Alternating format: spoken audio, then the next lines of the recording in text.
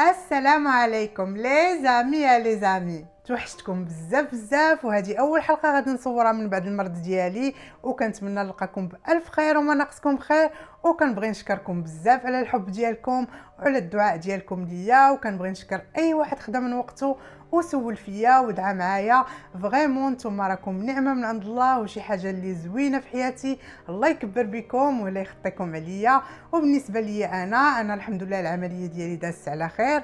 كان عندي واحد العيب خلقي في العين ديالي تزاديت به، الحمد لله درنا العمليه والامور مشات على خير، باش ان شاء الله من بعد غادي نعاود ندير عمليه اخرى وندير زراعه العدسه. بعيد الفال عليكم، الله يخلي لكم صحيحتكم وصحيحه اللي عزيز عليكم، وانا راه كنبغيكم بزاف ولا يخطيكم عليا والله يكبر بكم. طولت عليكم المقدمه بزاف اليوم وكثرت عليكم بالهضادير، ولكن راني توحشتكم وتوحشت نهضر معاكم. والله الا توحشتكم واخا نبقى نحلف لكم حتى الغدا ما غاديش نوصف لكم شحال توحشتكم، وتوحشت نجلس بحال هكا ونصور لكم. لا يخطيكم عليا وكنبغيكم بزاف. وبلا ما نزيد في الهضادير اكثر من هكا، دابا مباشره ناخذ شي بليصه غادي نرتاحوا فيها، شي حاجه نشربوها الا بغينا، ونبداو على بركه الله.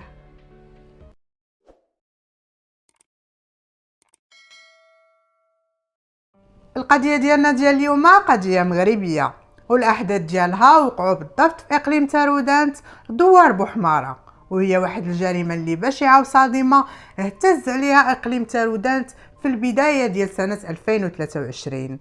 وحنا غادي نبداو الهضره ديالنا من عند واحد السيده مسنه اللي الاسم ديالها مماس. وهاد السيده هادي واللي هي في السبعينات من العمر ديالها، قليله الصحه، كفيفه، ما كتشوفش بالعوينات ديالها، تزادت وكبرات في تنغير تما فين دوزت الطفوله ديالها والشباب ديالها حتى اللي تزوجات ودوزت حياتها هي والزوج ديالها. وللاسف ربي ما نعمش عليهم بوليدات، لان مماس هي واحد السيده اللي ما كتولدش، دوزات حياتها كما قلت لكم هي وراجلها بلا وليدات بلا حتى شي حاجه، كانوا فاهمين امورهم مزيانه حتى اللي بداو كيكبروا بزوج بيهم. ويشاء القدر ان الزوج ديالها غادي يتوفى، وهنا فين ممات غادا تولي ارمله وعايشه غير بوحديتها. غادي يخلي لها واحد الرزيق قليل باش تعيش، غادي يخلي لها الدار، الامور كلها مزيانه، يعني ما غاديش تمحن في الحياه ديالها بزاف، لانه خلى لها واحد المصدر ديال العيش ولو انه قليل انه قادر يعيشها والامور غادا تمشي مزيان. ولكن الشيء اللي ما خلاش ليها هو الوناسه، لان كما قلت لكم هاد الزوجين هادو ربي ما نعمش عليهم بالوليدات. فمماس ولات مرا كبيره كفيفه ما كتشوفش، صحتها قليله، خصها اللي يكون بها واللي يدور معاها، ولكن للاسف بقات عايشه بوحديها. وهذا الفراغ هذا اللي عندها كانت هي كتحاول انها تفرغه، انها كتمشي عند العائله كتدور عندهم، كل واحد كتجلس عنده واحد الفتره كتوانس معاهم ومنها كيخدموها، لان كما قلت لكم هي ما غاداش تقدر تخدم نفسها. الامور مشات بهذه الوتيره هذه، وكذلك العائله كلهم كيبغيوها، وحتى اللي مني ما كتمشيش هي هما كيمشيو حتى لعندها باش يجيبوها وتجلس معاهم، لانهم عارفين انها مرا صحتها قليله وما كاينش اللي يكون بها. كما قلت لكم الامور غادا تمشي بحال هكا حتى اللي غادا توصل سنه 2022. وهنا فين ولاد خوها اللي كيعيشوا في اقليم تارودانت غادي يجيو حتى لعندها باش يديوها تجلس معاهم شي ايامات وتعمر عليهم ويعمروا عليها. وداك الشيء اللي غادي يكون في شهر 11 من هاد السنه هذه غادا تمشي مماس لعند ولاد خوها اللي كيعيشوا في اقليم تارودانت، واللي هما الحسين وسعيد.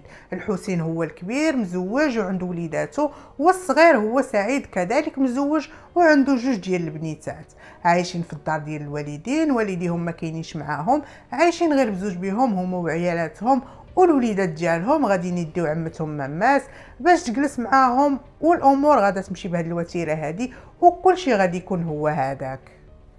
المهم كما قلت لكم مماس غادا تستقر مع ولاد خوها في دوار بوحماره اللي كاين في اقليم تارودانت، غادا تجلس معاهم يوميا. الحسين ملي كيكون جاي من الخدمه كيلقاها جالسه حدا الباب كيضحك معاها يبسط معاها، عاد كيدخل البيت ديالو. كذلك الزوجات ديال ولاد خوها مهلين فيها كيعوموها يطيبوا ليها اللي بغاتها كيوجدوها ليها، مونساهم معمرين عليهم وكل شيء هو هذاك. الوليدات عزيزه عليهم هذيك الميمه كيمشيو يلعبوا معاها، وهي كذلك عزيز عليها الدراري الصغار تضحك معاهم.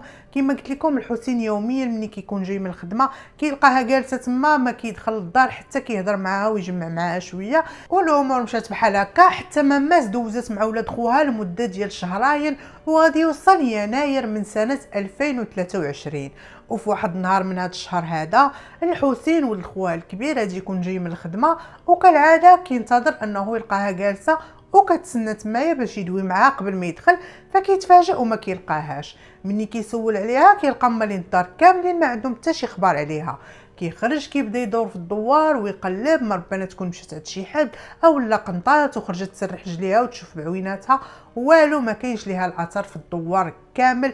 فهنا الحسين تبرزت وتقلق وبقى النهار كامل هو مشوش، حتى اللي غادي يوصل الليل ديال داك النهار وغادي يجي سعيد من الخدمه وغادي يتلاقى هو خوه الحسين وغادي يقول ليه راه عمتي ما كايناش، ما خليت فين قلبت عليها.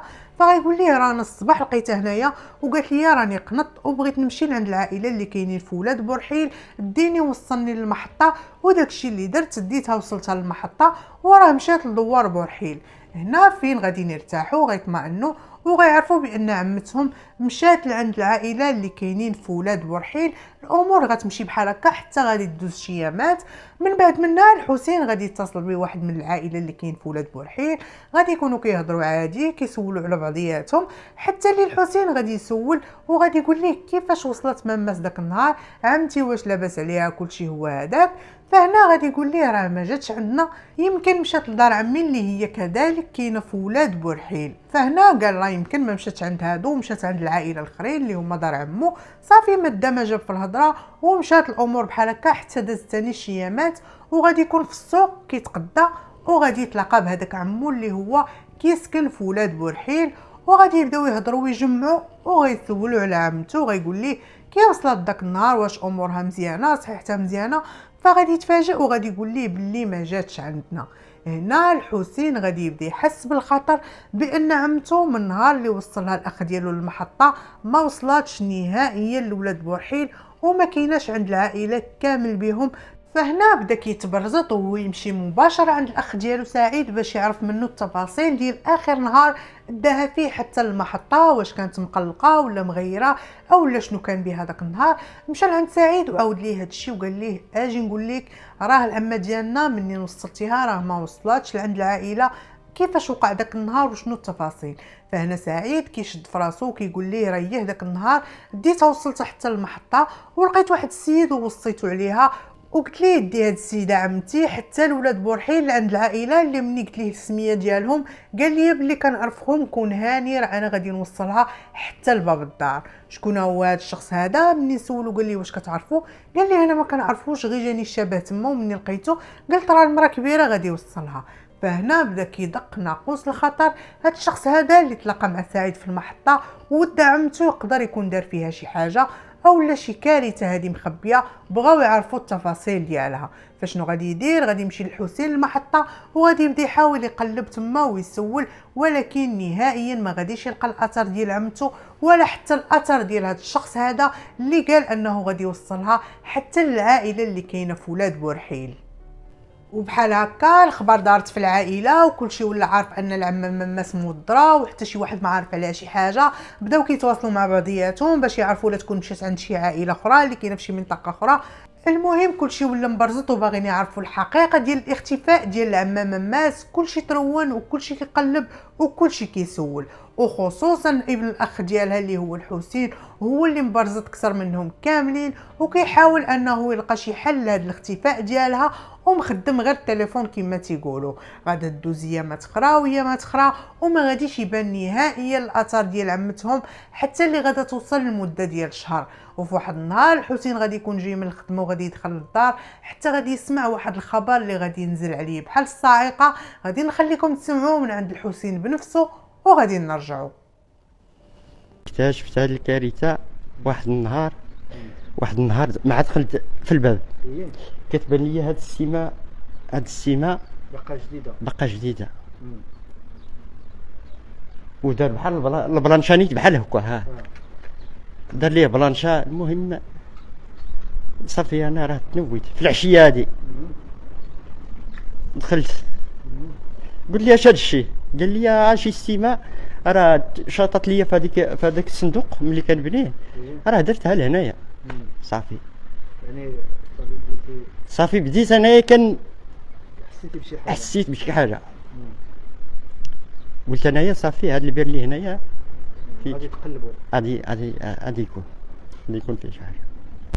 دخلت من الخدمه مع دخلت يلاه دخلت للبيت جبت واحد شويه د اللحيمات بغيت ندير باش نتعشى والمراه عنده دخلت عندي اول مره عنده دخلت عندي للبيت مع مراه دخلت ذاك النهار قالت لي راه سعيد راه قال لي راه لحت ممس الحسي. واش قالها لمراتو؟ قالها لمراتو والمراتو جات قالتها لي وانا شديت راسي هكاك واش هادشي دار هاد المسخوط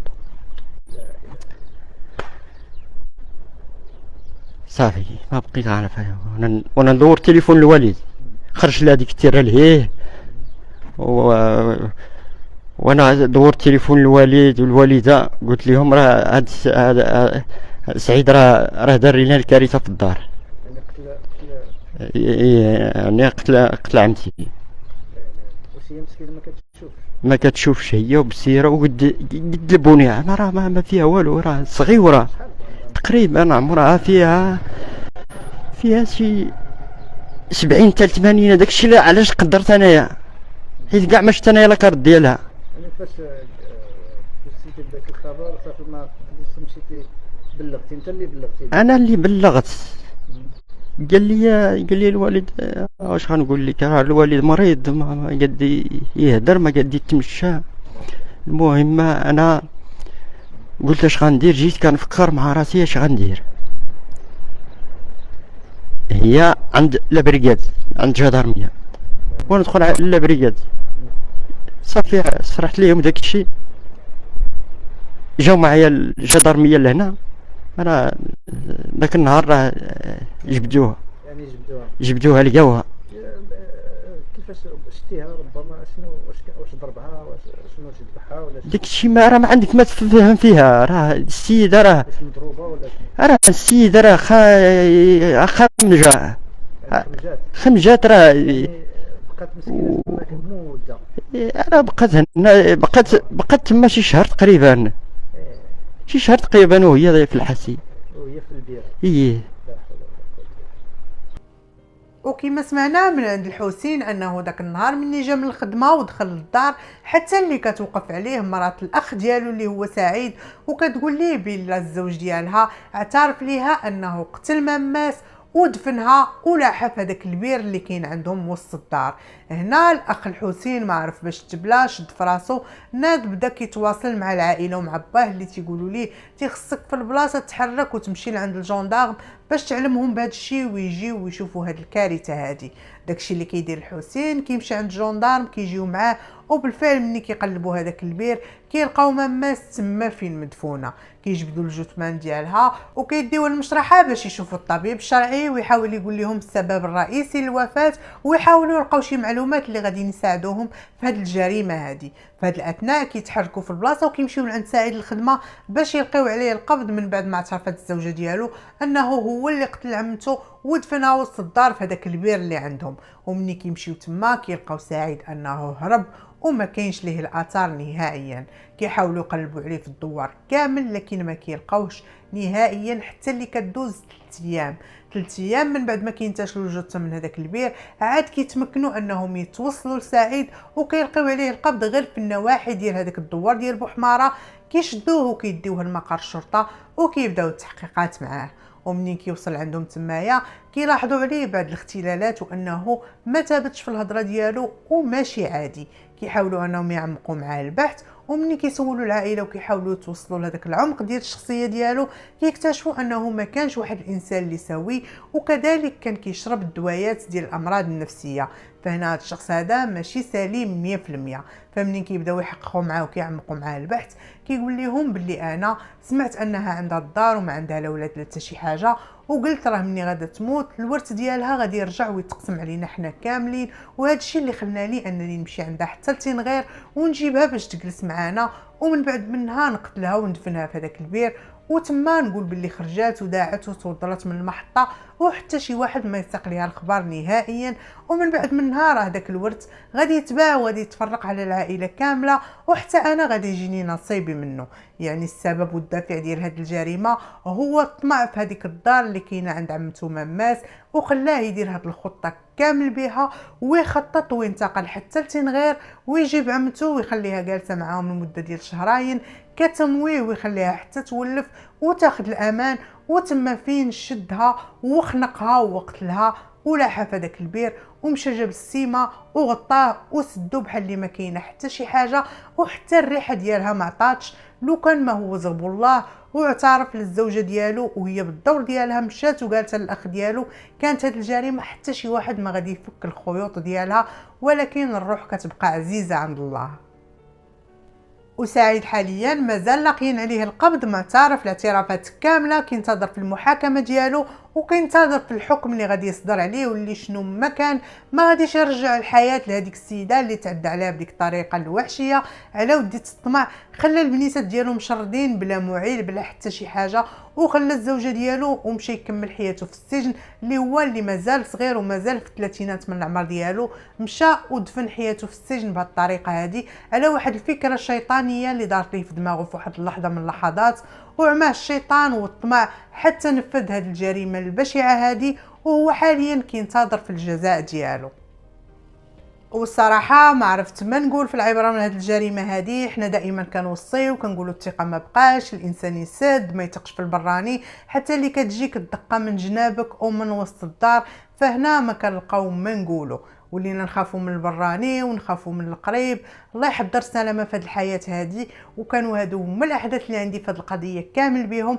كنتسنى الاراء ديالكم في التعاليق، وكنتسنى كذلك التحليلات ديالكم المحققين ديالي في هذه الجريمه هذه اللي انا كنعتبرها جريمه مجانيه وما عندها حتى شي فوائد.